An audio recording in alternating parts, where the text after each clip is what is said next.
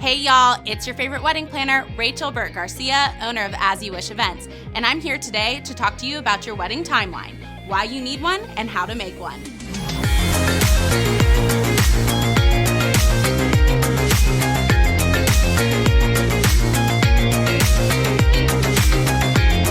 All right, babes, so today we're talking all about your wedding timeline.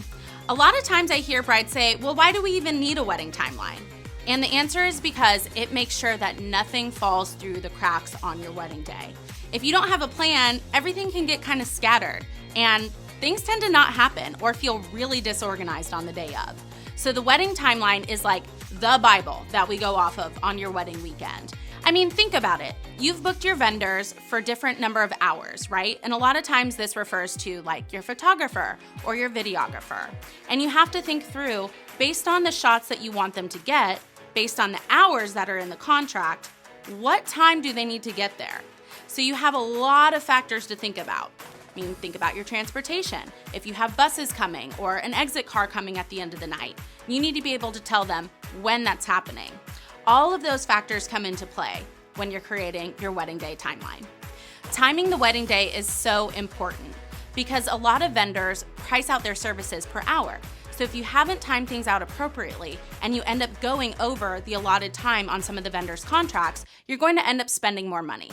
So in general, the more that you can plan for in advance, the easy breezier your wedding weekend is going to be from a standpoint of feeling more organized, feeling like everything is going seamlessly, and it's also going to be easier on your wallet. So when it comes to how to actually build the wedding timeline, the way that I do it with my clients is to actually work from the day before the wedding. So let's say your wedding is on a Saturday. I suggest starting the timeline on a Friday to talk through where is your rehearsal going to be? What time is that going to start? Then, where is the rehearsal dinner? What time is that going to start? How are people getting from the rehearsal to the rehearsal dinner? Where are the bride and groom sleeping on the night of the rehearsal dinner so that we know where they're gonna wake up the next morning for getting ready? And then on the day of the wedding, I start the timing from getting ready, and then I work it all the way through when hair and makeup arrives, when the photographers and videographers arrive, transportation to take the bride and groom from where they're getting ready to the designated ceremony location, if that ceremony location is different from where they're getting ready. Then talking through the ceremony timing. After the ceremony, what pictures are happening? How long are those pictures going to take? How are you getting to the reception venue? As far as the reception timing, starting with cocktail hour typically, and then how are guests being entered into the room? How are the bride and groom and bridal party entering into the room, and when is all of that happening? And then what the flow of the reception is, which there's no wrong answer. All of our clients do it differently, and I always try to find out what is the goal of the event, and then we make those recommendations accordingly.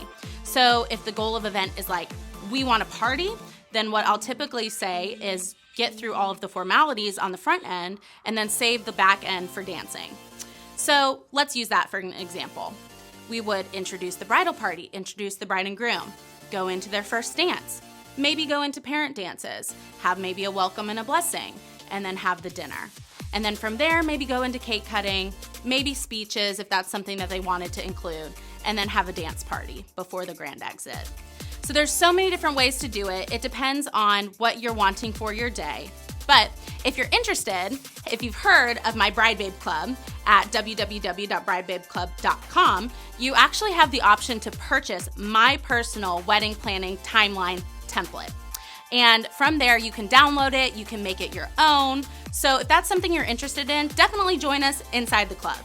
So there's really so many different ways to do it. And there's no wrong answers. It just depends on the goal that you want to set for the evening. And you want to make sure that you hit everything that you want to have happen at your wedding in your wedding day timeline. Or else most likely it's probably not going to happen because you're so busy greeting all of your guests that you haven't seen in a long time, enjoying the fact that you're recently married, dancing on the dance floor, eating the food. You're not thinking about what's actually happening as far as the elements that need to go down on the day of. So that's why I really suggest hiring a wedding planner so that you can have somebody that's there to not only create this timeline for you, but then actually run it on the day of the wedding. All right, guys, if you found value in this video, please consider subscribing and clicking the like button. We really appreciate that. And if you want more wedding inspiration, feel free to follow us on Instagram at @asyouwish_DFW or my personal Instagram at Burt Garcia. My TikTok is the same handle. Until next time, bye babes.